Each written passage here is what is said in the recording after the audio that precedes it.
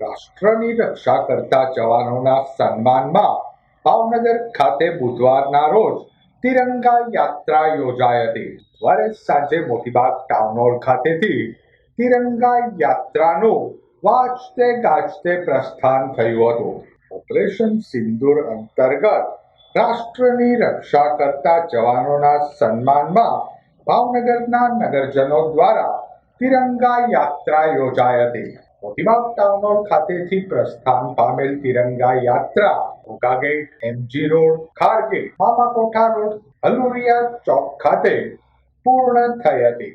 તિરંગા યાત્રામાં અધિકારીઓ, પદાધિકારીઓ, નગરજનો બહોળી સંખ્યામાં જોડાયા હતા.